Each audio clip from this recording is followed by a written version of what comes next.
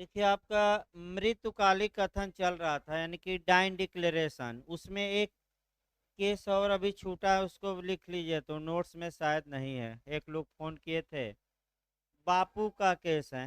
बापू बनाम राज्य, निकाल लीजिए भाई। नोट्स भी निकाले रहिए या जिस पर लिखते हैं कॉपी ओपी, ताकि जो नई बात आए आपका उसमें लिखिए। तो आज ये धारा समाप्त किया जाए भाई, कई दिनों से तीसरा दिन आज हो गया इस धारा को चलते हुए। दिक्कत यह है कि एक क्वेश्चन आपका निश्चित आता है और काफी घुमावदार क्वेश्चन भी इससे आते हैं। अब हर एक कंसेप्ट बताते हुए ही इसको पढ़ना है। लिखिए भाई आपका बापू बनाम राज्य, अलग से लिख लीजिएगा। बापू बनाम राज्य का केस है। बापू बनाम राज्य, अगर पुराना नोट्स हो तो उसी पर कहीं लिख लीजिए, आगे पीछे।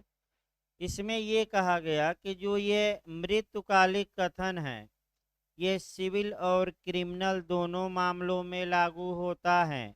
यानी कि आपराधिक और दीवानी, हिंदी में लिखना हो तो लिखिए दांडिक और दीवानी, या आपराधिक और दीवानी। और इंग्लिश में लिखना है तो क्रिमिनल एंड सिविल दोनों में लागू होता है।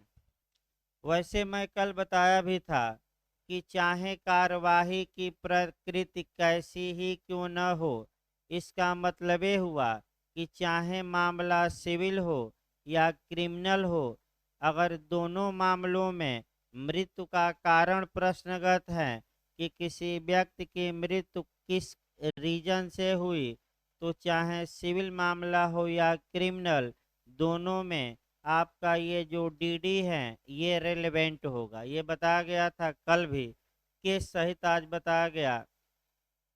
आगे आइए, इसके बाद से आपका देखिए क्या क्या बताया जा चुका है भाई, फिर आगे बढ़ा जाए। एक तो सामान्य बातें बताई गई थी आपको मृत्युकालिक कथन के बारे में एक दिन। दूसरा दिन आपका बेयर एक्ट तोड़ा गया और एक शब्दों को आपको मथा गया, और उसमें कुछ केस भी ऐड किए गए थे। और तमाम धाराएं जो आपका 32 से जुड़ी हैं, 1 से, वह बताया गया। इसके बाद आपका जो बचा है मृत्युकालिक कथन का एविडेंशियल वैल्यू क्या है, यानी कि साक्ष्य में महत्व क्या है, ये अलग से टिप्पणी में बन जाता है या फुल क्वेश्चन बनेगा और उसी में जोड़कर बनता है। प्री में भी आपका ये क्वेश्चन बनता है, तो अभी हम बताते हैं इसको। दूसरा जो मॉडल बनता है आपका डिफरेंस बनता है इंग्लैंड और भारत में मृत्युकालिक कथन में डिफरेंस क्या है। तो ये डिफरेंस कल 5-6 बताया गया था। और जैसे ही सिविल और क्रिमिनल देखिए तो दो अंतर तो यही निकल आता है। फिर एक बार ये दोनों अंतर देखिए, क्योंकि सिविल क्रिमिनल आपका बताया गया।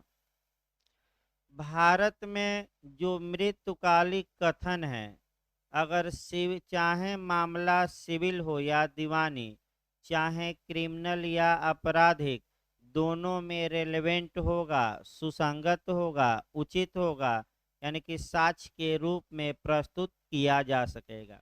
लेकिन इंग्लैंड में दोनों में रेलेवेंट नहीं होता, सतर्क रहेगा। इंग्लैंड में, इधर बैठे हो, इधर आके, इधर ना आइए, इधर जगह नहीं है ज़्यादा, आगे बैठिए, है तो जगह। जहां तक इंग्लैंड की बात है, केवल क्रिमिनल मामलों में सुसंगत होता है, सिविल में नहीं। ये अंतर याद रखिए। एक और अंतर क्रिमिनल और सिविल को लेकर आपका इंग्लैंड और भारत में है। भारत में जहां तक बात है आपका, चाहे आपका क्रिमिनल मामलों में, चाहे वह आपका जो मृत्यु हुई हो, चाहे वह हत्या हो या हत्या की कोर्ट में न आने वाला आपराधिक मानववध, चाहे दहेज हत्या, चाहे आत्महत्या हो, चाहे उपेक्षापूर्ण कार्य द्वारा मृत्यु हो, और चाहे एक्सीडेंट द्वारा मृत्यु हो, सभी मामलों में भारत में ये कथन रेलेवेंट होगा, यानी कि साक्ष्य में प्रस्तुत किया जा सकेगा।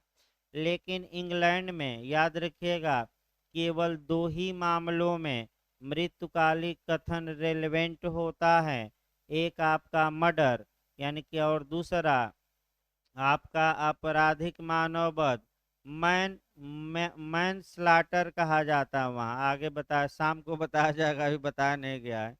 इंग्लैंड में मैन स्लाटर कहा जाता है आपराधिक मानववध को, और मर्डर को मर्डर ही कहा जाता है। यानी कि ये आपका बताया गया, अंतर बताया गया था डिटेल में, फिर एक बार हमने सिविल क्रिमिनल आया तो बता दिया। इसके बाद आइए अब कुछ छोटे छोटे प्रश्न आते हैं मेंस में और प्री में, कि क्या एफआईआर मृत्युकालिक कथन माना जाएगा कि नहीं, क्या पुलिस के समक्ष दिया गया बयान माना जाएगा कि नहीं, मजिस्ट्रेट के समक्ष दिया गया बयान माना जाएगा कि नहीं। तो मैं एक लाइन में बताया था कि मृत्युकालिक कथन किसी भी व्यक्ति से किया जा सकता है, चाहे वो डॉक्टर हो, मित्र हो, मजिस्ट्रेट हो, पुलिस हो या आम आदमी हो, इसमें कोई शक नहीं है। तो अगर कोई व्यक्ति घायल है और जाकर खुद ही एफआईआर दर्ज कराता है, और एफआईआर दर्ज कराने के बाद उसकी डेथ हो जाती है, और एफआईआर में जो बातें वह लिखवाया है, या तो वह उसके मृत्यु के रीजन से रिलेटेड हो, या उस व्यवहार की परिस्थिति से, या उस हालात से जिस हालात में उसकी क्या हुई थी मृत्यु, तो एफआईआर अब आपका डीडी में कन्वर्ट हो जाएगा, डाइन डिक्लेरेशन माना जाएगा, और 32(1) से क्या होगा, कवर होगा। इसी प्रकार चाहे मजिस्ट्रेट हो या कुछ भी हो, एक क्वेश्चन आपका थोड़ा पुलिस एक्ट से कोरिलेट करना है, वहीं छूटा है, तब आपका एविडेंशियल वैल्यू अब समाप्त किया जाए। इसको देखिए भाई, आपका पैरा से पढ़ना।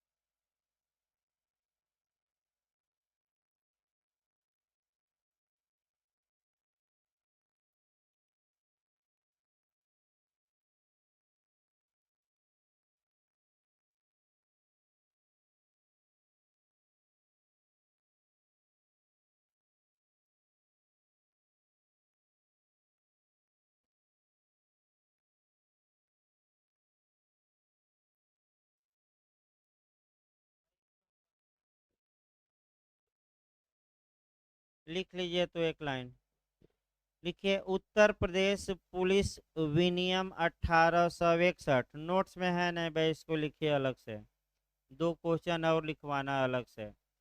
उत्तर प्रदेश पुलिस विनियम, इंग्लिश में उत्तर प्रदेश पुलिस रेगुलेशन 1861, यानी कि 1861 के पैरा 115 के तहत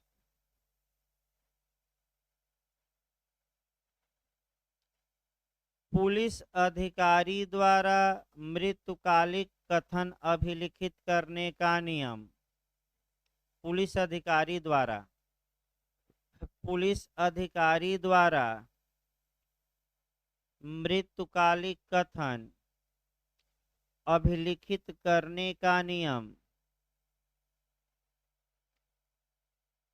जबकि पैरा 119 के तहत, पैरा 119 के तहत,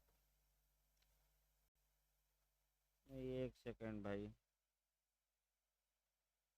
फिर गलत हो गया। 119 काट दीजिए अभी, अब देखिए इसमें है ये मजिस्ट्रेट।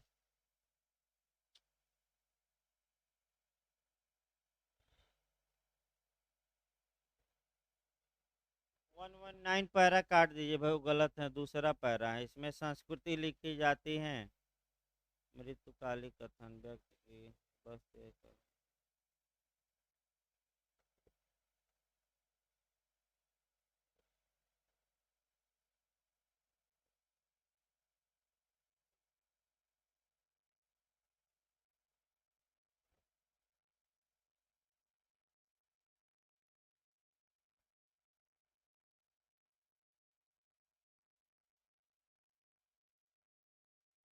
इसको काट दीजिए, फिर अब खोदना पड़ेगा, ये इधर नहीं है आपका।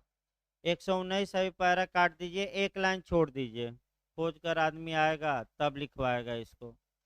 आपका पैरा तो 100 आपका 15 सही है, लेकिन आपका मजिस्ट्रेट पुलिस एक्ट में मजिस्ट्रेट को तो उसको बताया जाएगा, अभी छोड़ दीजिए। आगे देखिए भाई, आपका अगला जो इसमें लास्ट आपका पॉइंट पढ़ना है, वह आपका पढ़ना है आपका मृत्युकालिक कथन का एविडेंशियल वैल्यू। एक पॉइंट और बचा है, इसको देखिए अच्छे से। आपका मृत्युकालिक कथन न एक अनुश्रुत साक्ष्य है, ये भी पूछा जा चुका है भाई, याद रखिएगा।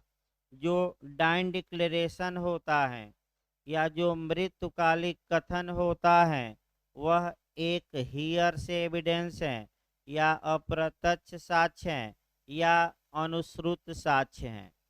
न तो यह शपथ पर दिया लिया जाता है, न ही इसे करने वाले व्यक्ति की प्रतिपरीक्षा होती है, फिर भी इसे साक्ष्य में महत्वपूर्ण माना गया है, अर्थात साक्ष्य में इसे एक्सेप्ट किया गया है, स्वीकार किया गया है। और अगर मृत्युकालिक कथन, चार बातें याद रखिए, यदि न्यायालय की राय में सत्य है, विश्वसनीय है, स्वैच्छिक है, बिना किसी के सिखाने पढ़ाने के किया गया है, तो एकमात्र यह दोष सिद्धि का आधार हो सकता है। यानी कि एकमात्र दोष सिद्धि का आधार का मतलब कि केवल मृत्युकालिक कथन के आधार पर किसी अभियुक्त को कन्विक्ट किया जा सकता है, यानी कि दोष सिद्ध किया जा सकता है, उसे सजा दी जा सकती है। तो प्री का क्वेश्चन आपका यहाँ निकला कि मृत्युकालिक कथन का एविडेंशियल वैल्यू क्या होता है। वह सब्सटेंसिव एविडेंस होता है कि कार्बोरेटिंग नेचर का, कि हेल्पिंग नेचर का, यानी कि सारवान होता है, कि संपोषक यानी कि समर्थनकारी होता है, कि आपका केवल सहायता न्यायालय ले सकता है और इनमें से कोई नहीं। तो चूंकि फिर एक बार कॉन्सेप्ट बना लीजिए, अगर कोई साक्ष्य है और केवल उस साक्ष्य के आधार पर यह कहा जाए कि कन्विक्ट किया जा सकता है, अन्य साक्ष्यों की आवश्यकता नहीं है, तो वह जो साक्ष्य होगा वह सब्सटेंसिव होगा, सारवान होगा। और ये कहा जाए कि भाई अन्य साक्ष्यों का ये क्या करेगा, सपोर्ट, तो वह संपोषककारी होगा। तो एफ आपका डीडी या डाइन डिक्लेरेशन कैसा साक्ष्य है, तो सारवान है। इसका मतलब कि केवल और केवल इस आधार पर भी सजा दी जा सकती है कि नहीं दी जा सकती है, यही मार्क कराइएगा। इसके बाद आपका केस आता है इसमें तीन केस कम से कम याद रखेंगे। पहला केस है जो उत्तराखंड में बना भी था, इसके पहले वाले में बना था, कौशल राव बनाम आप बनाम स्टेट ऑफ महाराष्ट्र का केस है, जिसमें थीसिस ऑफ डाइन डिक्लेरेशन या मृत्युकालिक कथन का सिद्धांत प्रतिपादित किया गया। और भारत के उच्चतम न्यायालय ने कौशल राव के वाद में यह सिद्धांत प्रतिपादित किया कि मृत्युकालिक कथन एक सारवान साक्ष्य है और साक्ष्य में इसलिए स्वीकार किया जाता है कि कोई भी व्यक्ति अपने निर्माता से अपने मुख में झूठ के साथ नहीं मिलेगा। यानी कि इसका मतलब ये हुआ कि कोई व्यक्ति है अब ऊपर जाने ही वाला है, तो ऐसी दशा में गार्ड से मिलने ही वाला है, तो अपने मुख में झूठ के साथ नहीं मिलेगा। इस आधार पर मृत्युकालिक कथन को एविडेंस में क्या किया गया है? स्वीकार। तो ये केस जरूर याद रखिए, पूछा जा सकता है। मृत्युकालिक कथन का सिद्धांत किस केस में उच्चतम न्यायालय ने प्रतिपादित किया? तो आपका जवाब रहेगा कौशल राव। कहीं कहीं खुशाल राव भी देगा, घबराना नहीं है। कौशल राव बनाम स्टेट ऑफ महाराष्ट्र।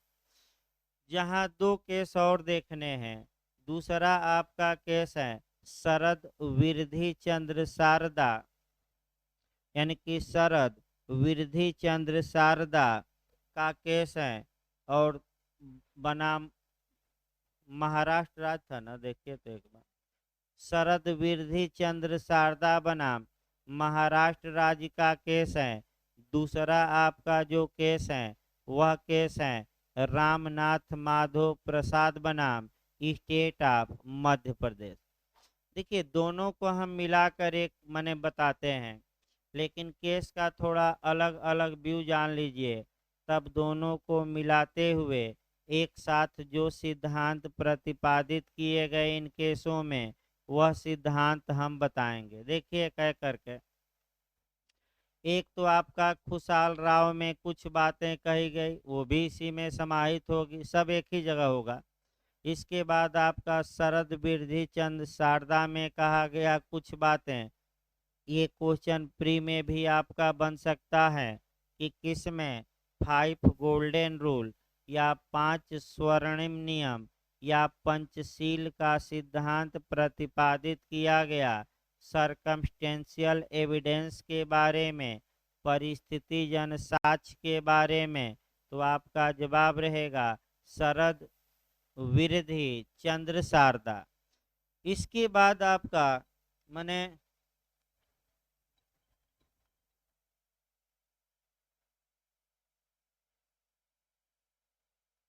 इसके बाद आपका जो क्वेश्चन बनता है वह रामनाथ माधव प्रसाद बनाम आपका स्टेट ऑफ एमपी का बनता है। ये क्वेश्चन आपका जब आईपीसी में सेक्शन 34 पढ़ाया जाएगा उसमें भी काफ़ी काम करेगा, क्योंकि आपका उसमें जब पढ़ेंगे तो 4-5 केस तो लीडिंग केस हैं, जिसमें कि पहला आपका बता दिया जाए, तब आपका इतिहास थोड़ा बहुत 2-4 मिनट बताते हैं। पहला तो ज्वाइंट लाइबिलिटी का सिद्धांत किस केस में प्रतिपादित किया गया? जो इस पिछली बार ही यूपी में आया था, कई लोग गलत करके भी आए थे। आर बनाम क्रूज का केस है, यानी कि आर बनाम क्रूज का केस। फिर आपका जो व्यक्ति मात्र खड़ा रहता है, अपनी बारी की प्रतीक्षा करते हैं, वे भी अपराध में बराबर के दोषी होंगे।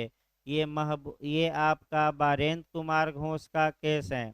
और आपका सामान्य आशय यानी कि कॉमन इंटेंशन और जनरल आपका सिमिलर इंटेंशन में, सामान्य आशय में अंतर बताया गया। ये महबूब शाह का केस है। फिर पूछा गया है कि सामान्य आशय की परिभाषा किस केस में दी गई? महबूब शाह। अब यहाँ अलग ये अगला क्वेश्चन बनता है कि जो बारेंद्र कुमार घोष में सिद्धांत आया, जो महबूब शाह में आया, दोनों फाइंडिंग को भारत के सुप्रीम कोर्ट ने एडाप्ट कर लिया, और वह केस था रामनाथ माधव प्रसाद बनाम स्टेट ऑफ एमपी। फिर एक पांडुरंगा का केस आता है कि महबूब शाह के वाद में जो निर्णय दिया गया, यानी कि कॉमन इंटेंशन और कौन सा सिमिलर में, उसको किस केस में भारत ने एक्सेप्ट कर लिया, तो वह पांडुरंगा का केस हम बताएंगे। फिर आपका ऋषिदेव पांडे का केस कि सामान्य आशय घटना स्थल पर भी क्या हो सकता है? उपस्थित। तो रामनाथ माधव प्रसाद का जो केस है ये आपका लीडिंग केस है, 34 पर भी आएगा। तो आपका तीनों केसों में, अब 3 केस कम से कम याद रखिएगा साक्षिक मूल्य पर। एक आपका कौशल राव का, दूसरा आपका शरद बिरधी चंद शारदा और तीसरा रामनाथ माधव प्रसाद। इन तीनों केसों में जो आपका प्रिंसिपल ले डाउन किया गया सुप्रीम कोर्ट द्वारा डीडी के बारे में, अब वही सिद्धांत आपका एक जगह एकत्र करके मैं बता रहा हूँ। यानी कि जो 5 सिद्धांत बताए गए, 5-6, वही मैं बता रहा हूँ। पहला देखिए, ऐसा कोई सिद्धांत नहीं है कि मृत्युकालिक कथन को एक वीक या कमजोर साक्ष्य माना जाए। यानी कि सुप्रीम कोर्ट ने पहली लाइन ये कह दी कि मृत्युकालिक कथन कमजोर साक्ष्य नहीं है। तो कमजोर नहीं है तो क्या है? मजबूत है। जैसे कि आपका कोचिंग में भी सीनियर लोग ये समझ रहे हैं कि हम मजबूत हैं, जूनियरों को दबा देंगे पढ़ाई में।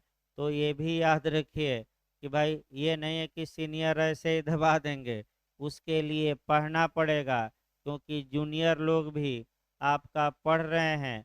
और बिहार एपीओ में जूनियर लोग कोचिंग के बता दिए कि हम सीनियरों को दबा देंगे। और मैं इतिहास गवाह है कि जूनियर लड़के लगातार लास्ट तक क्रैश कोर्स पढ़ते रहे बिहार एपीओ में, और सीनियर लोगों को थोड़ा घमंड आ गया। कोचिंग के ही थे 7-8 लोग जो काफ़ी मेंस इंटरव्यू देते थे कि प्री निकालना इतना सीट में तो हमारे बाएं हाथ का खेल है। वहीं 2 नंबर 1 नंबर से सबका रुक गया। वहीं आज का लोग किए हैं।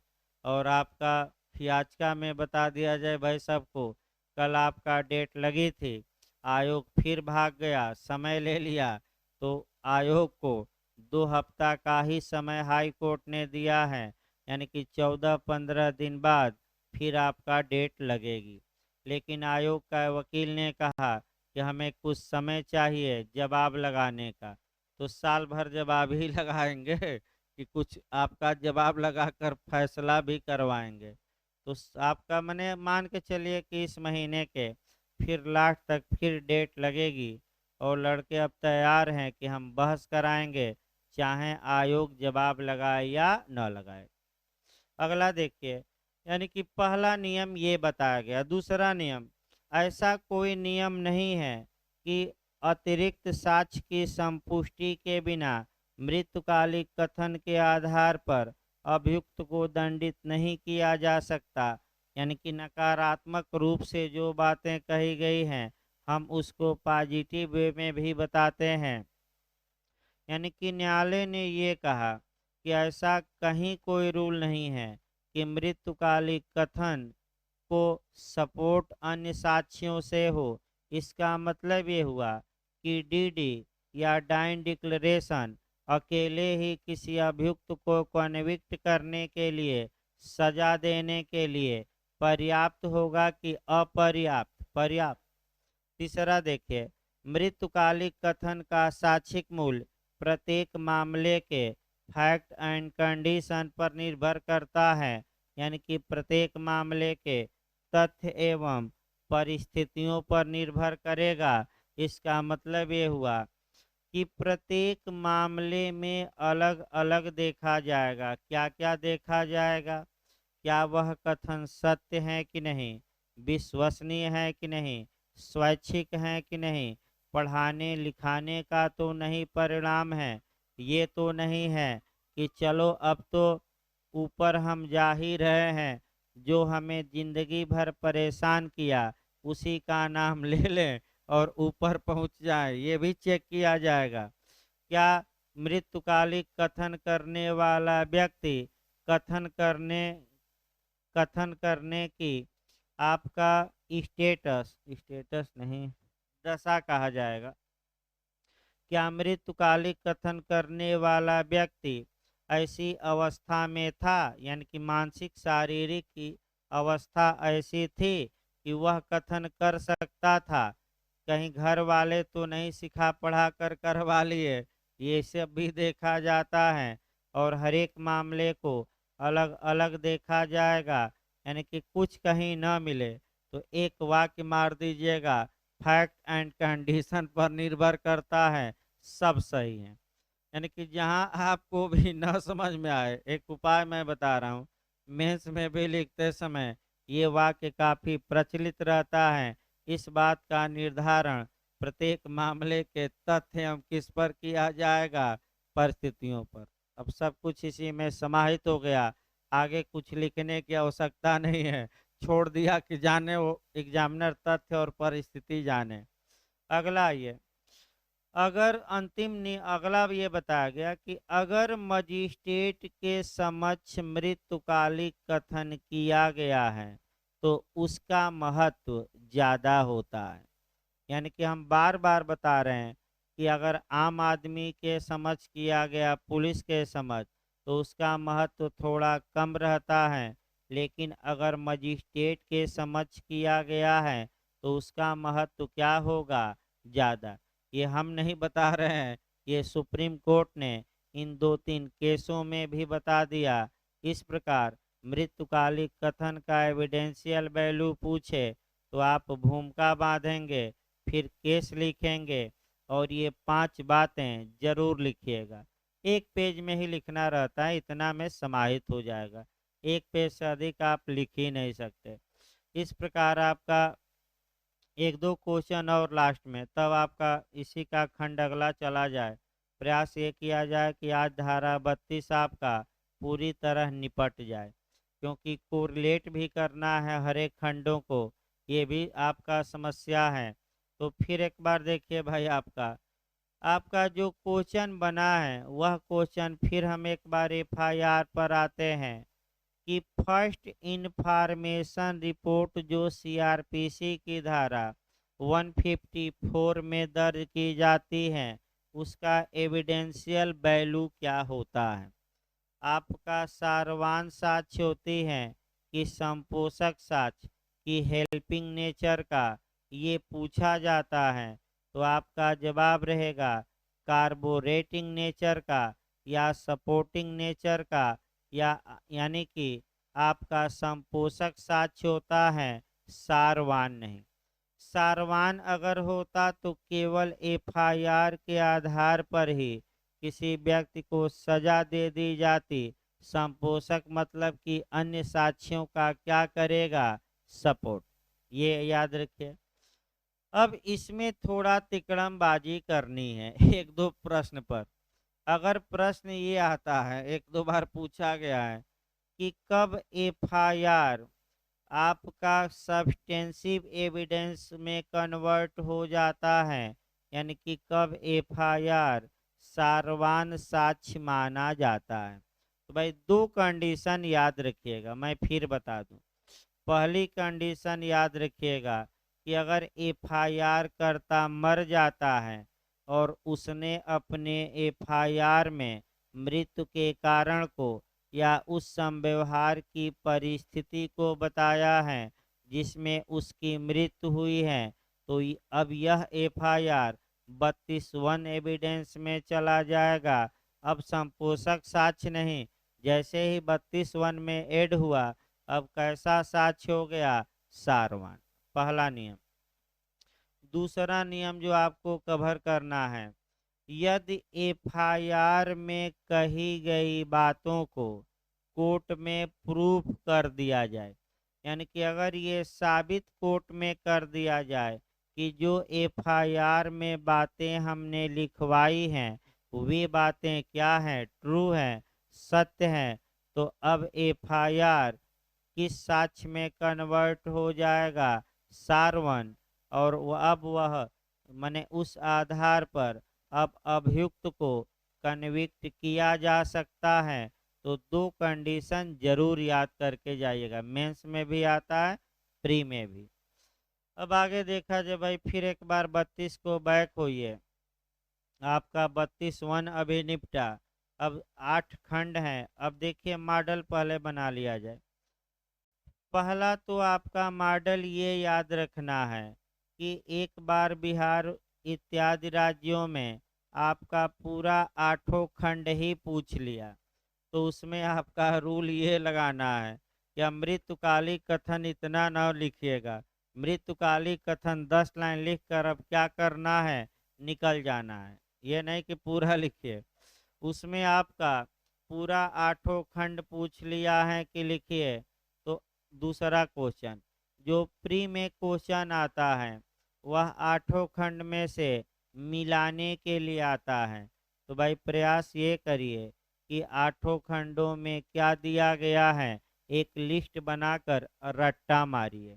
आठों खंडों में जो बातें दी गई हैं ये आपका अगला क्वेश्चन आया कि धारा 32 में जो 8 क्लाज दिए गए हैं इसका बेस क्या है, आधार क्या है, क्यों ऐसी बातें बिना व्यक्ति को बुलाए साक्ष्य में स्वीकार कर ली जाए, तो निषेष्टि या आवश्यकता या अनिवार्यता। तो क्वेश्चन ये आ सकता है कि अनिवार्यता का सिद्धांत किस धारा में समाहित है, तो धारा 32 मार कर आइएगा। यानी कि आठों खंड क्यों स्वीकार किए जाते हैं, क्योंकि मुख्य आधार यही है। मैं बताया भी था मृतकालिक कथन में 3 आधार बताया था, उसमें से एक चुनना हो तो क्या चुनेंगे, आवश्यकता बताया था मैं भाई पहले ही दिन।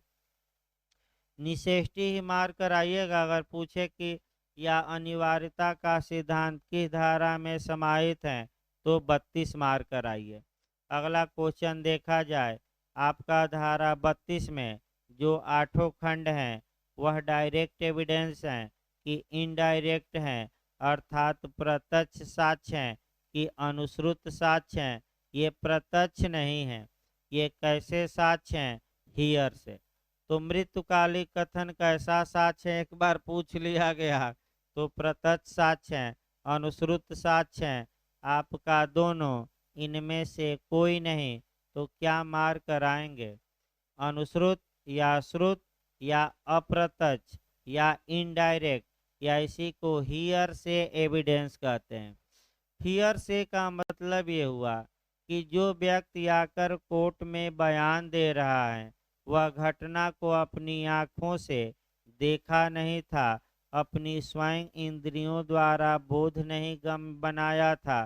तो एक उदाहरण लास्ट में देखिए तब शुरू किया जाए इसको 32 को डिटेल में। एक को गोली मारी गई, अस्पताल में वह भर्ती कराया गया। डॉक्टर ने पूछा कि चोटें कैसे लगी, वह बताया। डॉक्टर तुरंत लिख लिया ये बातें। तो क्या डॉक्टर ने घटना देखा था, नहीं। डॉक्टर आकर कोर्ट में कह रहा है कि पीड़ित ने हमें ये बातें बताई थी जब वह घायल अवस्था में था। तो आप खुद बताइए डॉक्टर जो बयान दे रहा है वह डायरेक्ट एविडेंस है कि इनडायरेक्ट, इनडायरेक्ट, क्योंकि डॉक्टर ने स्वयं अपने घटना आंखों से नहीं देखा। शपथ भी नहीं दिलवाई जाती, क्यों, क्योंकि भाई हम अपनी बात थोड़े कर रहे हैं, हम किसकी बात कर रहे हैं, दूसरे की। अब दूसरा पता ना झूठ बोला हो कि सत्य, हमें क्या भाई, हम तो जो बताया डॉक्टर यही तो कहेंगे कि भाई जो घायल व्यक्ति बताया वो मैं बताने आ गया। अब वो झूठ बोला था कि सत्य बोला था ये हमें क्या मतलब, या हम क्या जानते हैं, ये कोर्ट जाने। जो वह बताया था हम आकर क्या किए, बता दिए। अब आइए सेक्शन 32 निकालिए और वहीं आपका बेरेक चलना है। और जो धाराएं फिर हम बता रहे हैं, जो आपका सेक्शन आठों खंडों में कोरिलेट होगा या किसका पूरक होगा, तुरंत वहीं पर उसको आपको ऐड कर लेना है बेयर एक्ट पर ही। अब देखिए फिर एक बार पूरा आप देखिए 32 बाई 32 की हेडिंग है, वे दशाएं जिनमें उस व्यक्ति द्वारा सुसंगत तथ्य का किया गया कथन सुसंगत है जो मर गया है या मिल नहीं सकता इत्यादि। तो सुसंगत तथ्यों के लिखित या मौखिक कथन, यानी कि ये कथन कैसे किए जा सकते हैं, रेलेवेंट फैक्ट के बारे में जो किए जाते हैं या तो आपका रिटेन में या ओरल में। तो फिर एक बार बताइए, मृत्युकालिक कथन बताया गया था ना कि कैसे किया जा सकता है, ओरल यानी कि मौखिक, रिटेन यानी कि लिखित, तीसरा आपका इलेक्ट्रॉनिक रिकॉर्ड के रूप में, चौथा इशारों या संकेतों द्वारा, अब फिर दे देगा उपर्युक्त सभी द्वारा, तो बताया गया था कैसे मृतकालिक कथन किया जा सकता है, उपर्युक्त सभी। तो स्पष्ट लिखा भी गया, देखिए आपका फिर सुसंगत तथ्यों के लिखित या मौखिक कथन जो ऐसे व्यक्तियों द्वारा किए गए थे जो मर गया है या मिल नहीं सकता, जो साक्ष्य देने में असमर्थ हो गया है, या जिसको बुलाने पर न्यायालय की राय में बहुत समय भी लगेगा और बहुत खर्चा भी लगेगा। तो ऐसे व्यक्तियों का कथन निम्नलिखित में स्वयमेव सुसंगत होगा, यानी कि निम्नलिखित में मतलब कि कुल 8 दशाओं में अपने आप रिलेवेंट होगा, कुछ और करने की आवश्यकता नहीं है। एक शब्द और जोड़ देकर लिखा गया है स्वयमेव। स्वयं मतलब सेल्फ, यानी कि स्वयं सुसंगत होगा, उसमें कोई आपका अलग बात लिखने की आवश्यकता नहीं है। यानी कि इसका मतलब सामान्य नियम देखिए, सामान्य नियम यह है कि जो व्यक्ति कथन किया है, अगर जो व्यक्ति कथन किया है वह व्यक्ति ही आकर न्यायालय में यह बताए कि यह कथन हमने किया है।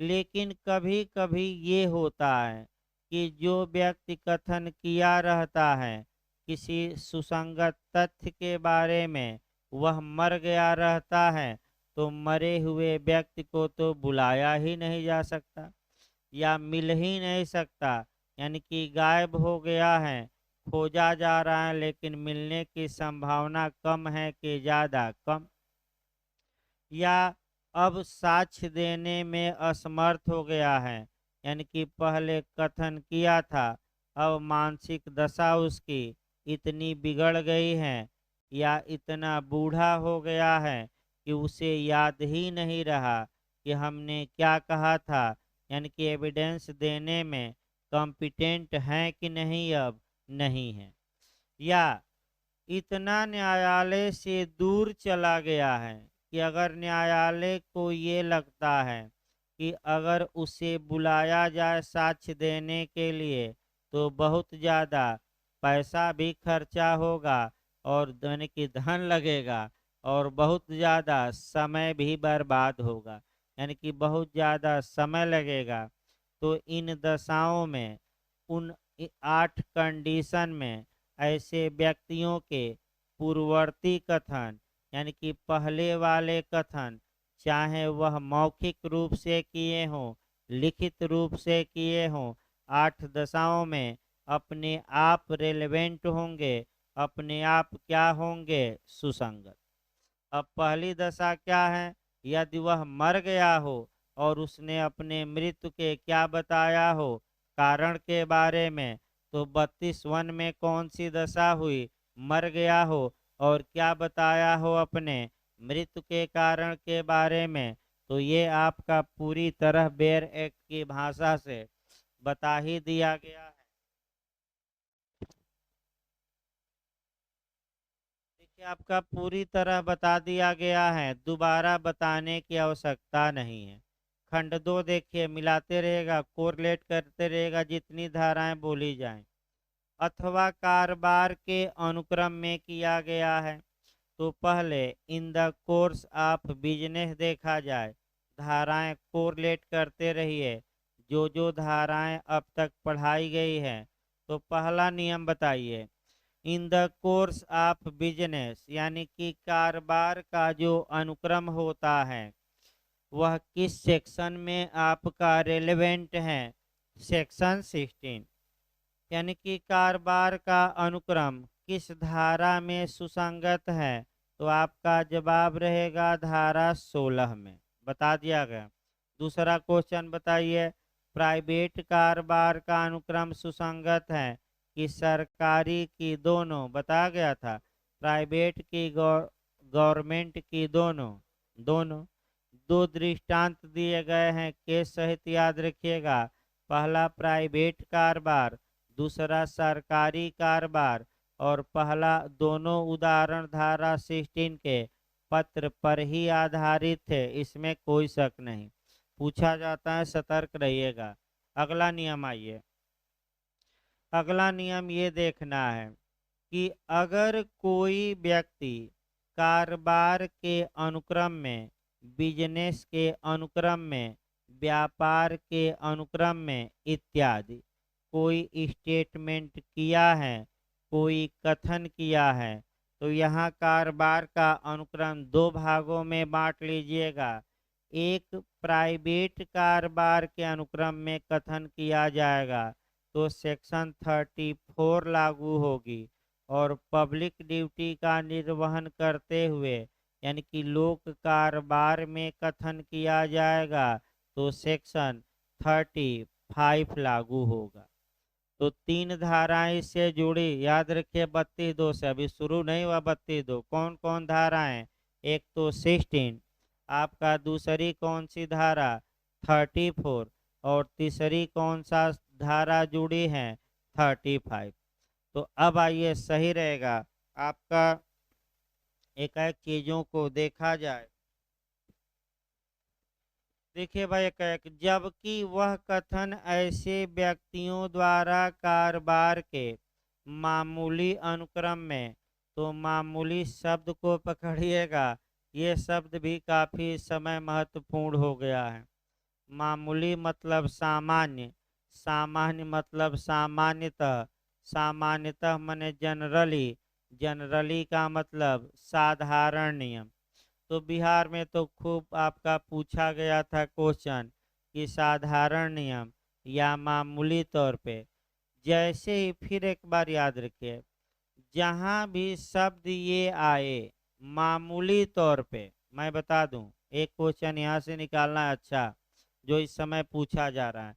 इसका मतलब ये हुआ कि इस नियम का एक्सेप्शन है, अर्थात इस नियम का विरोधी नियम जरूर है, ये याद रखिएगा।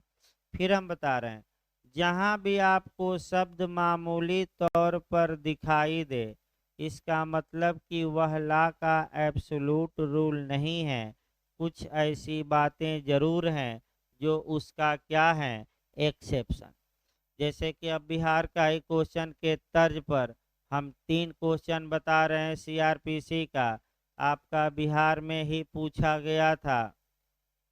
177 पर पूछा गया था धारा सीआरपीसी की, आप 177 देखिए, तो वहाँ भी यही शब्द लिखा है कि मामूली तौर पे या सामान्यतः किसी अपराध की जांच और विचारण उस स्थान के न्यायालय द्वारा होगा जहां अपराध किया गया है। लेकिन 178 से आपका एक्सेप्शन शुरू हो जाता है, लेकिन सामान्य नियम किस में है, 177। अब उसी में इतना घुमा दिया था बिहार में, तो मामूली नियम है, इसका मतलब कि अपवाद भी हैं, यही पॉइंट लोग नहीं पकड़ पाए। यानी कि मामूली का मतलब ये हुआ कि इसका क्या है, एक्सेप्शन। यानी कि जब तक मामला अपवादों में न आए, सिद्धांत यही है कि किसी अपराध की इंक्वायरी और ट्रायल कहाँ होगा, जहां वह अपराध किया गया है। अब इसी के साथ आपका सीआरपीसी की एक सेक्शन और हम बताते हैं, जहाँ की और कई जगह हैं लेकिन 2 लीडिंग बताते हैं। एक और 72 एक बार कवर करिएगा मामूली तौर पे। 72 आपका कई बार पूछा भी गया है कि मामूली तौर पर जो वारंट जारी होगा वह एक या एक से अधिक पुलिस अधिकारियों के नाम जारी होगा, और न्यायालय पुलिस अधिकारियों को आदेशित करेगा कि वारंट में वर्णित व्यक्ति को गिरफ्तार करके वह कोर्ट में लाए। ये आपका, तो जैसे ही शब्द आया कि मामूली तौर पर, इसका मतलब ये हुआ कि पुलिस के अलावा अन्य प्राइवेट व्यक्ति के नाम भी गिरफ्तारी का वारंट जारी किया जा सकता है। यानी कि न्यायालय आपका पुलिस के नाम न जारी करके, अब ये मेंस का भी क्वेश्चन है प्री का, कि उन दशाओं का वर्णन करिए जहाँ की गिरफ्तारी का वारंट किसी पुलिस अधिकारी के नाम जारी किया नहीं, किसी प्राइवेट व्यक्ति के नाम जारी किया जा सकता है, तो 72 में हल्का सा अपवाद है। और शुद्ध रूप से कौन सी धारा है? 73। खूब क्वेश्चन बनता है। तो मामूली तौर पर फिर अब देखिए, जबकि वह कथन ऐसे व्यक्ति द्वारा कारोबार के मामूली अनुक्रम में किया गया था तथा विशेषतः जबकि वह उसके द्वारा कारोबार के मामूली अनुक्रम में या वृत्तिक कर्तव्य के निर्वहन में रखी जाने वाली पुस्तकों में उसके द्वारा की गई किसी प्रविष्टि या किए गए ज्ञापन के रूप में है, अथवा उसके द्वारा धन, माल, प्रतिभूतियों या किसी भी किस्म की संपत्ति की प्राप्ति की लिखित या हस्ताक्षरित अभिस्वीकृति है, अथवा वाणिज्य के उपयोग में आने वाली उसके द्वारा लिखित या हस्ताक्षरित किसी दस्तावेज के रूप में है, या अथवा किसी पत्र या अन्य दस्तावेज की तारीख के रूप में है, जो कि उसके द्वारा प्रायः दिनांकित, लिखित या हस्ताक्षरित की जाती थी। यानी कि इतना डिटेल में नहीं पढ़ा जाता। मुख्य रूप से आपका सार ये निकला कि अगर कोई व्यक्ति कारोबार के अनुक्रम में कुछ लिखता है, जो कारोबार के अनुक्रम में पुस्तक रखी गई है, उसका कर्तव्य है कि वह लिखे। तो भाई पुस्तक दो प्रकार के कारोबार के अनुक्रम हो सकता है। एक तो हो सकता है प्राइवेट, तो प्राइवेट में लिखा है कारोबार के अनुक्रम में, तो कौन सा सेक्शन अप्लाई होगा? 34। तो अगर 34 वाला लिखा है, यानी कि एक व्यापारी है, अपनी डायरी पर लिखा है कि मैं बी को 5,000 रुपया उधार दिया हूँ, अगर वह दिखा दे, अगर वह मर जाता है, मिल नहीं सकता, अब साक्ष्य देने में असमर्थ हो गया, बहुत दूर चला गया, तो क्या उसने जो डायरी में बातें लिखी हैं 32 में सुसंगत होगा कि नहीं होगा? तो ये प्राइवेट कारोबार का उदाहरण हमने बताया कि सरकारी प्राइवेट। अब सरकारी कारोबार देखिए, एक दरोगा जी थे, एफआईआर लिखे, तो बताइए एफआईआर लोक कर्तव्य में लिखा जाता है कि प्राइवेट? तो कौन सा सेक्शन अप्लाई होगा? 35। और दरोगा जी का ट्रांसफर हो गया, या दरोगा जी मर गए, या दरोगा जी असमर्थ हो गए, दरोगा जी गायब हो गए हैं, अब मिल ही नहीं रहे हैं, तो क्या एफआईआर बिना उन्हें बुलाए सुसंगत होगा कि नहीं होगा? क्योंकि किस लोक कर्तव्य में लिखा गया है? सरकारी। और सरकारी लोक कर्तव्य की बातें धारा 35 में सुसंगत, और 32(2) भी आ जाएगी अगर वह व्यक्ति मर गया, मिल नहीं सकता इत्यादि। इसी प्रकार पत्र का आदान प्रदान हुआ, कोई आपने धन स्वीकार किया, रसीद दी है, कोई आपका प्रत्याभूति लिया है, आपका रसीद दिए हैं, लिखे हैं, और वह व्यक्ति अब रहा नहीं, तो क्या उसके द्वारा जो साइन किए गए दस्तावेज हैं या दिनांकित भी, यानी कि अगर वो डेट डालता है किस डेट को ये हुआ, तो क्या वह डेट जो है रेलेवेंट होगी कि नहीं होगी? लेकिन कब ये होगा सब? जब वह या तो मर गया हो लिखने वाला, या आपका मिल ही नहीं सकता हो, या साक्ष्य देने में असमर्थ हो, या बहुत क्या निकल गया हो दूर। तो कितनी दशाओं में? 4।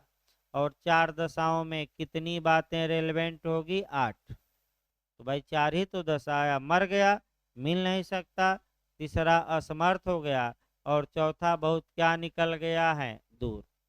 तीसरा देखिए, अथवा करने वाले के हित के विरुद्ध है, जबकि वह कथन करने वाले व्यक्ति के धन संबंधी या संपत्ति संबंधी इंटरेस्ट के विरुद्ध है, या जबकि यदि वह सत्य हो तो उसके कारण उस पर दांडिक अभियोजन या नुकसानी का वाद लाया जा सकता है या लाया जा सकता था।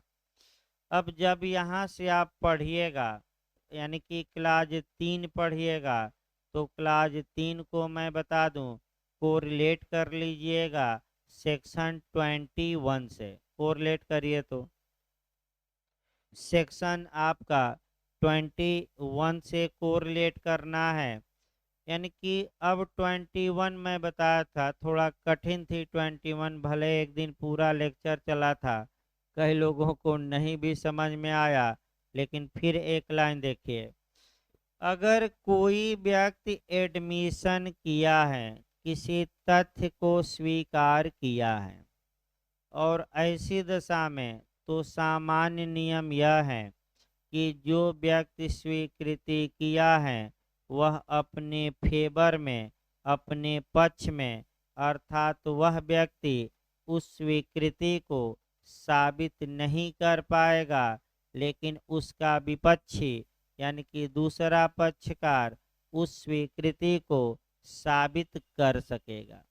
इसका मतलब, लेकिन जो व्यक्ति स्वीकृति किया है, अगर वह ये दिखा दे कि हजूर जो एडमिशन हमने किया है आपका, वो हमारे ही हित के विरुद्ध है, हमारे ही अगेंस्ट में जाता है, अतः आप स्वीकार करिए, या जो मैं कथन किया हूँ यह ऐसा है कि अगर ये कथन सत्य होता तो हमारे ऊपर कोई आपराधिक मुकदमा चल सकता था, या कोई व्यक्ति नुकसानी का दावा कर सकता था।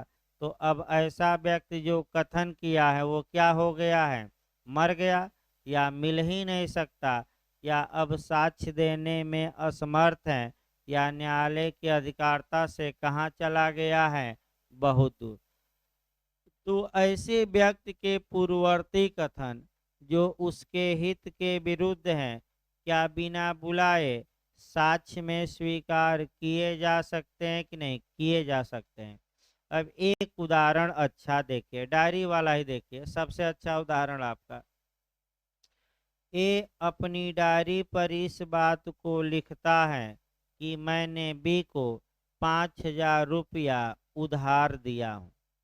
अगर 5,000 रुपया मैं बी को उधार दिया हूँ, इसी बीच ए मर जाता है, या अब मिल ही नहीं सकता, या साक्ष्य देने में असमर्थ हो गया है, या न्यायालय की राय में इतना दूर चला गया है अधिकारिता से कि अब बुलाने में बहुत ज़्यादा समय भी लगेगा और खर्चा भी। तो क्या किया जाए, तो यही आवश्यकता का नियम है, अनिवार्यता का नियम है कि उसकी बातों को साक्ष्य में क्या किया जाए, स्वीकार किया जाए, और उसे बुलाने की आवश्यकता नहीं, क्योंकि आवश्यकता ये कहती है कि जब वह आ ही नहीं सकता तो कहाँ से बुलाया जाए। तो अगर उसने कोई कथन किया हो और अपने हित के फेवर में किया था कि विरोध में, तो बताइए क्या वह कथन सुसंगत होगा कि नहीं होगा। तो जो वह अपनी डायरी पर लिख कर चला गया कि मैं बी से 5,000 रुपया उधार लिया हूँ, तो ए के फेवर में ये बात है कि अगेंस्ट में है, अगेंस्ट में, तो क्या वह इस बात को जब वह मर गया इत्यादि मिल ही नहीं सकता, तो क्या उस डायरी को एविडेंस में प्रस्तुत किया जा सकता है कि नहीं किया जा सकता है। अब यहाँ 2 पॉइंट याद रखना है। अगर 2 बातें लिखवाइए और 2 आपका खंड जोड़िए, यहाँ फिर मैं बता रहा हूँ, अच्छे से कंसेप्ट इसको बनाइए अगले नियम को। अगर ए अपनी डायरी में यह लिखता है कि मैं बी को 5,000 रुपया उधार दिया हूँ, तो पहला नियम, अपने फेवर में बातें लिखा है कि विरोध में, बताइए तो फेवर में, क्योंकि इस आधार पर वह बी से 5,000 रुपया पाने का क्या होगा, हकदार। तो ऐसी दशा में अगर ए मर जाए, लिखने के बाद मिल ही नहीं सकता हो इत्यादि, तो क्या जो उसने जो बातें लिखी हैं वह अकाउंट या लेखा बही में लिखी हैं, कारोबार के अनुक्रम में लिखी हैं, और अकाउंट पर यानी कि लेखा बही या हिसाब किताब के कॉपी पर लिखी हैं, तो अगर वह मर गया, मिल नहीं सकता, तो ये डायरी पर जो बातें लिखी हैं वह रिलेवेंट होगी। तब मामला जाएगा 32 के क्लाज 2 में, कारोबार के अनुक्रम में लिखी गई बातें। और अगर वह डायरी में ये लिखा हो कि मैं 20 से 5,000 रुपया उधार लिया हूँ, तो ये उसके फेवर में है कि विरोध में? विरोध में। अगर ऐसा व्यक्ति अब डायरी में लिखने के बाद मर गया, मिल ही नहीं सकता इत्यादि, तो उसकी पुरानी जो बातें हैं बिना बुलाए एविडेंस में स्वीकार की जाएगी और ये मामला जाएगा 32 के क्लाज 3 में। यही आपका पॉइंट पकड़ना है, फेवर में तो 2 और विरोध में तो 3। अगला देखिए चौथा, अथवा लोक अधिकार या रूढ़ि के बारे में या साधारण हित के विषय के बारे में कोई राय देता है। यानी कि यहाँ से भी आपको कोरिलेट करना है, लेकिन पहले तो आपका एक लाइन देखा जाए, बेयर एक्ट देखा जाए। यहाँ से भी आपका झारखंड, बिहार, यूपी में क्वेश्चन बना है कोरिलेट करके, पहले कोरिलेट करके लिख लीजिए। आपका 32 के क्लास 4 पर बेयर एक्ट पर ही लिख लेना चाहिए। देखिए आपका पहला कोरिलेशन, अभी बेयर एक्ट नहीं शुरू करेंगे, पहले कोरिलेट कर लीजिए।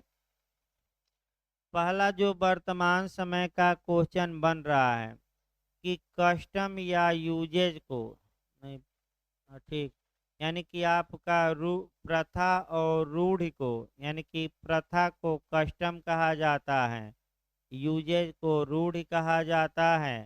यानी कि आपका तो प्रथा और नजी आपका प्रथा और रूढ़ि को एविडेंस में कहाँ कहाँ प्रश्रय दिया गया है या एविडेंस में कहाँ कहाँ समाहित है, तो तत्काल बेयर एक्ट पर फिर से लिख लेना चाहिए।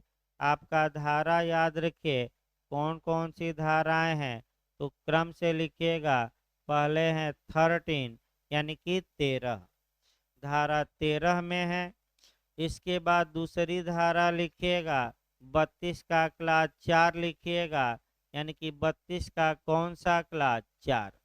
इसके बाद फिर 32 या 32 में ही एक क्लास आएगा 7, उसको ना है तो भाई लिखते रहिए। 32 का क्लास 7 में है।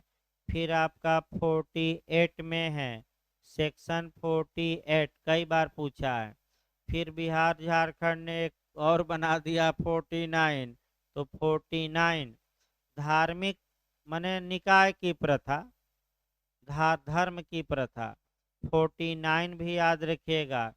इसके बाद आपका जो याद रखना है धारा 92 का परंतुक नंबर 5, यानी कि धारा 92 का परंतुक नंबर 5, सेक्शन 92 का प्रोविजो नंबर 5।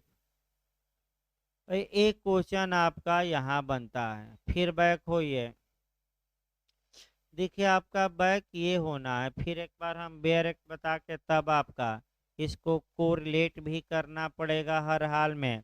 और जब भी आप 32 का खंड 4 पढ़िए तो कहाँ से कोरिलेट करेंगे, एक क्वेश्चन भाई बनने का चांस है। देखिए अच्छे से, अभी हम बेयर एक्ट बता दें तब कुछ सेक्शन कोरिलेट करेंगे।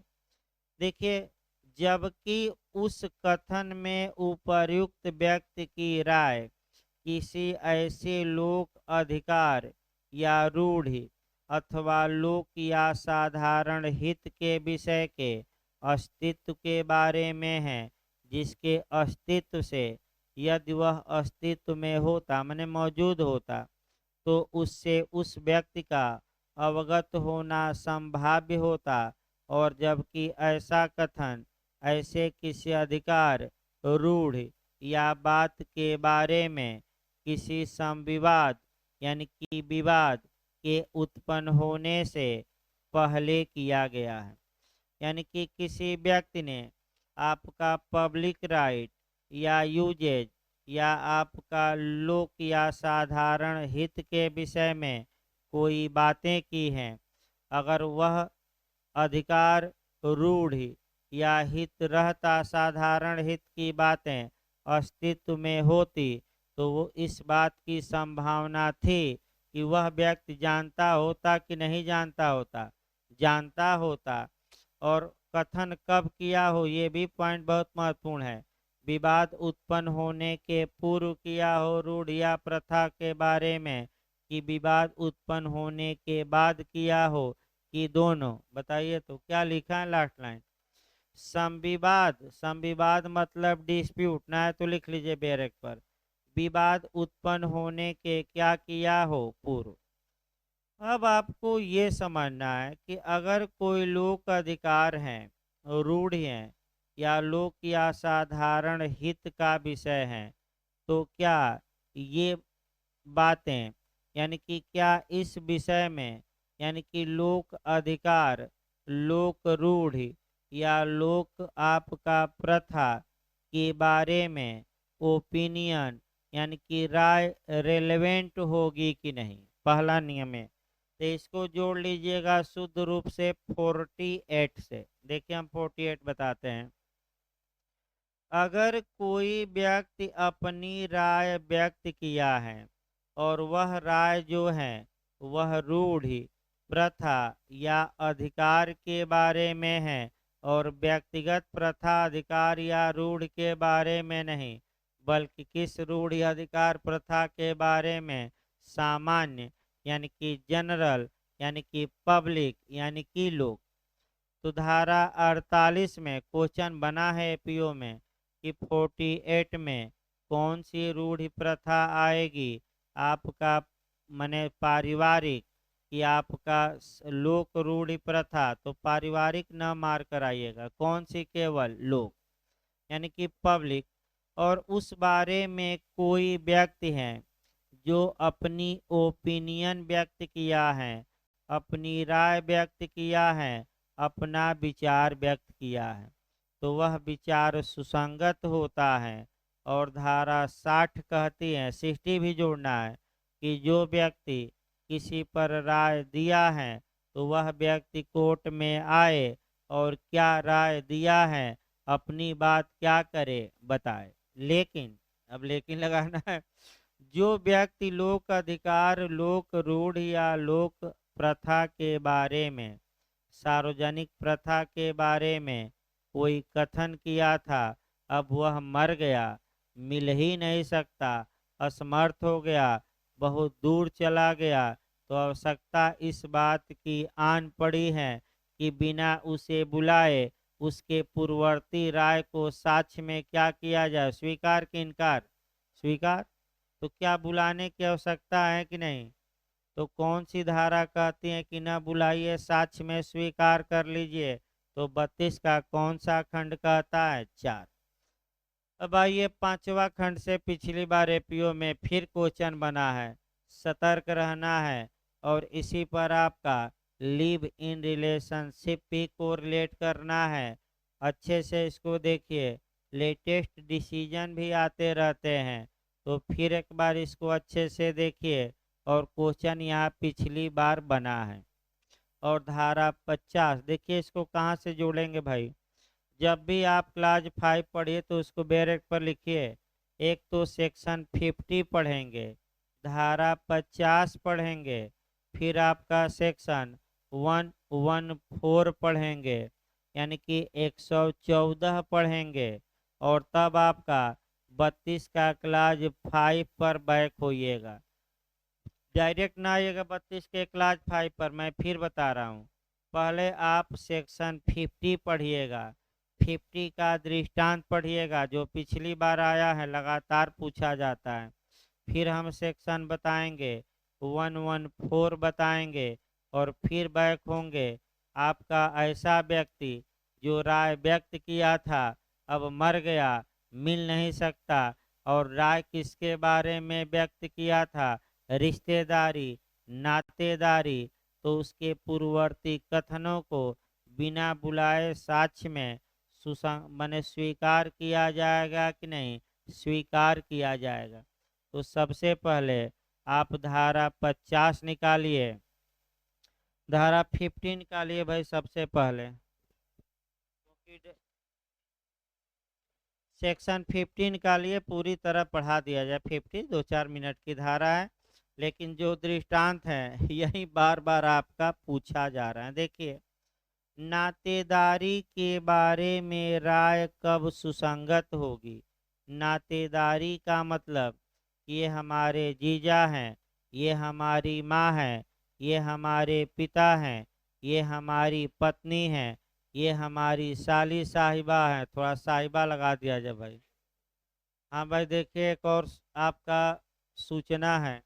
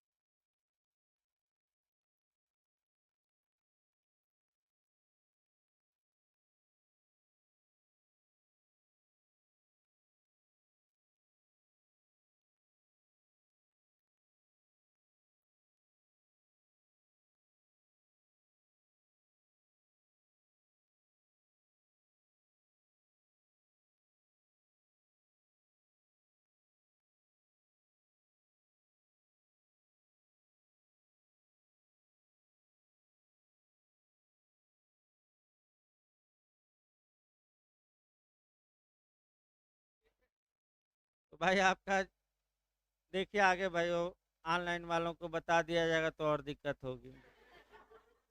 तो इसलिए भाई आपका आवाज़ आप करके बताई गई। अभी फ़ोन करेंगे कि क्या सर बोल रहे थे। चार लोग सोशल मीडिया पर कह देंगे सर क्या बोल दिए। एक से एक कलाकार है उसमें। देखिए भाई आगे आपका, पहले नातेदारी के बारे में राय देखिए। देखिए फिर एक बार देखिए, यानी कि आपका फिर एक बार इसको देखा जाए। एक अपवाद भी है इसमें, वो भी देखना है, फिर दृष्टांत भी। अब ये ना कि अब आ जाए तो गलत करके आइए, रिपीट कर दे, 4-5 मिनट में निपटा दिया जाए। देखिए, जबकि न्यायालय को एक व्यक्ति की किसी अन्य के साथ नातेदारी के बारे में राय बनानी हो, यानी कि आपस में इनका क्या रिलेशन है, इस बारे में न्यायालय को विचार करना हो, राय बनानी हो, तब ऐसे नातेदारी के अस्तित्व के बारे में, अस्तित्व यानी कि मौजूद होने के बारे में, ऐसे किसी व्यक्ति के आचरण द्वारा अभिव्यक्त राय, यानी कि ऐसे किसी व्यक्ति के कंडक्ट द्वारा, कंडक्ट आचरण द्वारा अभिव्यक्त, यानी कि मुख से नहीं बोला लेकिन आचरण क्या कर रहा था, दर्शा रहा था। आचरण द्वारा अभिव्यक्त राय जिसके पास कुटुंब के सदस्य के रूप में या अन्यथा उस विषय के संबंध में ज्ञान के विशेष साधन हैं, सुसंगत होगा।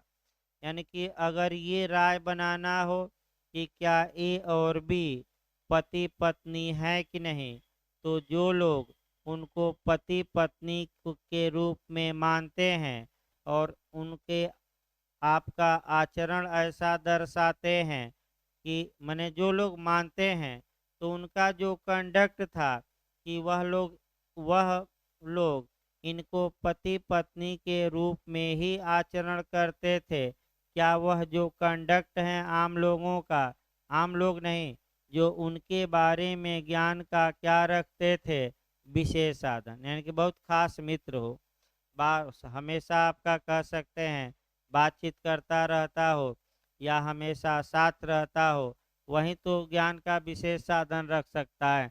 हम आप कहाँ रख सकते हैं, हमारे आपके बस की बात नहीं है। ये किसके बस की बात है, जो खास मित्र हो।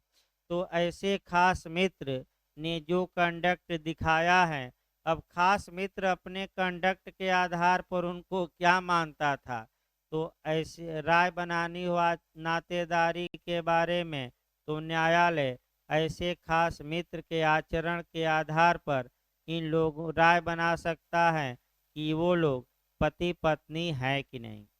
अब इसमें देखिए आपका, परंतु आईपीसी के अधीन कार्यवाहियों में, यानी कि भारतीय विवाह विच्छेद अधिनियम 1869 के अधीन कार्यवाही में, या आईपीसी की धारा 494, 495, 497, 497 अब हटा दीजिएगा, या 498 के अधीन अभियोजन में ऐसी राय विवाह साबित करने के लिए पर्याप्त नहीं होगी। तो राय बताइए, राय पर्याप्त नहीं होगी, इसका मतलब ये हुआ कि राय साक्ष्य में सुसंगत तो होगी क्रिमिनल मामलों में, लेकिन केवल राय के आधार पर किसी को सजा नहीं दी जा सकती, क्योंकि सफिशिएंट नहीं होगी, मतलब कि अन्य साक्ष्य क्या करने पड़ेंगे, लाने पड़ेंगे। लेकिन सिविल मामलों में ये राय पर्याप्त होगी, केवल किस में नहीं होगी, क्रिमिनल में। आप देखिए, वो भी स्पेशल धारा दी गई है, इसमें भी एक धारा गायब कर देना है। कौन सी धारा? 497, क्योंकि अब तो ये अपराध रहा ही नहीं, तो अपराध नहीं रहा तो मुकदमा कहाँ से चलेगा। अब आपका फिर एक बार देखिए, ये तो राय हुई जो ज्ञान का विशेष साधन रखता था, और राय वह कैसे राय आपका व्यक्त उसकी हो रही है, कंडक्ट द्वारा।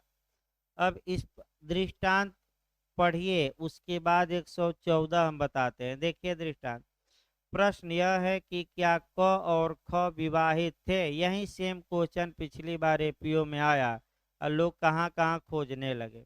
अरे भाई, सेम दृष्टांत जब एलेस्टेशन 50 में दिया है तो इधर उधर खोजने की क्या आवश्यकता है। यानी कि इसका मतलब ये हुआ कि जब यहाँ अच्छा पढ़ाया जा रहा है तो 4 दिन उस कोचिंग में, 4 दिन उस कोचिंग में जाने की क्या आवश्यकता है। जाना हो तो हमेशा के लिए चले जाइए, जाकर एक बार देख लीजिए कितना कौन प्रयागराज और दिल्ली में पढ़ा रहा है। एक बार जाकर कम से कम आप लोग न विश्वास हो तो डेमो लेकर ही देख लीजिए, कॉपी रखे रहेंगे, उसी में से एक एक वाक्य बाँचेंगे, अब बीच में पूछ ले अगर एक्स्ट्रा तो डांट टपट कर बैठा देंगे। तुम ही जानते हो सब ज़्यादा। चलो 2 दिन के लिए, क्या चलो बाहर चलो क्लास से, 2 दिन ना आना। बीच में बिल्कुल मना है, कई जगह बीच में आप बोल नहीं सकते, मैं बता दूं, डांट के भगा देंगे और आपका कहेंगे कि एक पैसा वापस नहीं करेंगे, भाग जाओ। अब पहले पूरी फीस जमा करना और तब क्लास में एंट्री करो। यहाँ तो इतना छूट है और इतना कोरिलेशन किया जा रहा है। आप किसी का भी वीडियो देख लीजिए, सबका वीडियो लगभग यूट्यूब पर पड़ा है। इतना अगर कोई बता रहा हो लेक्चर में तो बताइए, चाहे दिल्ली हो या दौलताबाद। इसीलिए कई हजार लोग ऑनलाइन पढ़ रहे हैं, 1,000 नहीं, ऑनलाइन वाले ज़्यादा हैं। तो फिर एक बार देखिए, यही सेम दृष्टांत आया था। प्रश्न यह है कि क्या क और ख आपस में मैरिज किए हैं, विवाहित हैं। यह तथ्य कि वे अपने मित्रों द्वारा पति और पत्नी के रूप में प्रायः एक्सेप्ट किए जाते थे, यानी कि आचरण मित्र जब जाते थे तो मित्र आचरण दर्शाते थे और मित्र इनको क्या मानते थे, हस्बैंड एंड वाइफ, और उनसे वैसा बर्ताव किया जाता था। यानी कि मित्र ये आपका बर्ताव करते थे उनसे, तो इस आदर के साथ करते थे कि ये दोनों क्या हैं, पति पत्नी। तो ऐसे मित्रों की जो आचरण से प्रकट राय है, क्या प्रकट माने अभिव्यक्त वही हुआ, क्या वह मित्रों की राय सुसंगत होगी कि नहीं, साक्ष्य में सुसंगत होगी। लेकिन विवाद क्या हो, विवाद तब सुसंगत होगी जब विवाद नातेदारी का हो, यानी कि क्या ए और बी पति पत्नी है कि नहीं। भाई कोई विवाद नहीं तो कौन पूछ रहा है ना, सही बात है। अगर कोई विवाद नहीं है तो कौन पूछने वाला है। आपका तब पूछा जाता है जब कोई क्या हो, डिस्प्यूट हो। अगला देखिए, दूसरा उदाहरण देखिए भाई, प्रश्न यह है कि क्या क ख का धर्मज पुत्र या औरस कहा जाता है। औरस माने जायज, जायज कहा जाता है, नाजायज नहीं। औरस धर्मज जायज, पुत्र है कि नहीं, यह तथ्य कि परिवार के सदस्यों द्वारा को से सदा धर्मज पुत्र के रूप में ही व्यवहार किया गया था। तो जो परिवार के सदस्य हैं, ज्ञान के विशेष साधन रखते हैं, उनका आचरण जो है बताता है कि ये लोग तो हमेशा इसको क्या मानते रहे हैं, धर्मज पुत्र। तो बताइए, साबित इसके द्वारा साबित किया जा सकता है नहीं, राय के द्वारा, आचरण के द्वारा कि ये धर्मपुत्र था, किया जा सकता है। अब यहीं तुरंत पॉइंट पकड़ लीजिए, आपका 32 का पहले 5। आचरण नातेदारी के बारे में जो लोग राय व्यक्त किए थे, सामान्य नियम क्या है कि उन्हें कोर्ट में बुलाया जाए और कोर्ट में वो बताएं कि हम ये जानते हैं ये पति पत्नी हैं, हम लोग हमेशा इनके साथ पति पत्नी के रूप में ही क्या करते आए हैं, आचरण। लेकिन समस्या कब आएगी, जब ऐसा आचरण दर्शाने वाला जो मित्र था या जो परिवार का निकट संबंधी था वह मर गया हो या मिल नहीं सकता, अब साक्ष्य देने में असमर्थ हो या न्यायालय की अधिकारिता से कहाँ निकल गया हो बहुत दूर, तो उसकी जो राय है आचरण द्वारा जो अभिव्यक्त है, क्या बिना बुलाए उसको उसकी ओपिनियन साक्ष्य में स्वीकार की जा सकेगी कि नहीं की जा सकेगी। तो कौन सा खंड कहता है कि जब मर गया तो बुलाने की आवश्यकता ही नहीं है, तो कौन सा 32 का खंड कहता है आपका, तो याद रखिएगा आपका जो खंड है आपका 5। इसी के साथ एक और सेक्शन जोड़ना है भाई, आपका 114 114 देखना है। देखिए, न्यायालय प्राकृतिक अनुक्रम में मानव स्वभाव के आधार पर, मानव स्रोतों के आधार पर, प्रथाओं के आधार पर कुछ तथ्यों का अनुमान निकाल सकेगा, यानी कि मैं प्रिज्यूम कर सकेगा, उपधारणा कर सकेगा। तो बताइए तुरंत 114, हमने शब्द बताया कि मैं प्रिज्यूम, उपधारणा कर सकेगा, तो आप लोग खुद बताइए तथ्य की उपधारणा हुई कि विध की, प्रिजम्पशन ऑफ फैक्ट हुआ कि प्रिजम्पशन ऑफ लॉ, बताया गया था प्रिजम्पशन ऑफ फैक्ट। तो अब उपधारणा करवा दीजिए। अगर कोई पुरुष और स्त्री लंबे समय से एक साथ रह रहे हैं तो भले वह विवाह न किए हों, न्यायालय सेक्शन 114 के तहत इस फैक्ट की, इस तथ्य की उपधारणा कर सकेगा कि ये पति पत्नी है। तो आपका पति पत्नी होने का अनुमान, ये एक नया क्वेश्चन बन सकता है कि किस सेक्शन के तहत न्यायालय लगा सकता है, तो आपका क्या जवाब रहेगा, 114 के तहत। और जो ये नातेदारी के बारे में राय है ये अलग हैं, ये तो राय प्रकट की गई है निकट संबंधियों द्वारा 50 में, और ये निकट संबंधी मर गए, तब आपका इनकी राय रिलेवेंट होगी आपका किस खंड में, तो 32 के किस खंड में, 5। अब 32 का खंड 5 देखिए, जबकि वह कथन किन्हीं ऐसे व्यक्तियों के बीच रक्त विवाह या दत्तक ग्रहण पर आधारित किसी नातेदारी के अस्तित्व के संबंध में है, उन व्यक्तियों की रक्त विवाह या दत्तक ग्रहण पर आधारित नातेदारी के बारे में उस व्यक्ति के पास जिसने वह कथन किया है ज्ञान के विशेष साधन थे, और विवाद उत्पन्न होने के पूर्व कथन किया था कि पश्चात किया था, पूर्व किया था। और 50 में जोड़ लीजिए, ऐसा कथन किसके द्वारा अभिव्यक्त था, उसके आचरण द्वारा। तो विवाद उत्पन्न होने के पूर्व किया हो कि बाद में, यानी कि ये पति पत्नी है कि नहीं, जब कोर्ट में मुकदमा हो गया उसके पहले आचरण दर्शाया हो। बाद में नहीं कि मुकदमा होने के बाद नहीं। छठवां देखिए, अथवा कौटुंबिक बातों से संबंधित बिल या विलेख में किया गया है, यानी कि परिवार की बातें लिखी गई हैं और नातेदारी के अस्तित्व के बारे में और आचरण नहीं दर्शाया है, बल्कि किसी वसीयत में लिख दिया, किसी दस्तावेज में लिख दिया।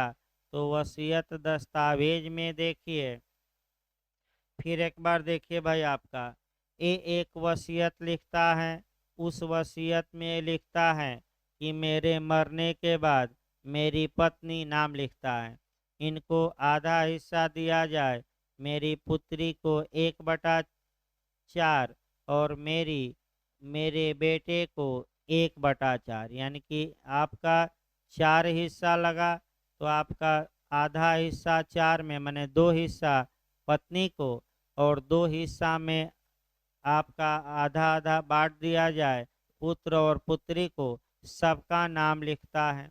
वसीयत करने के बाद वह मर जाता है।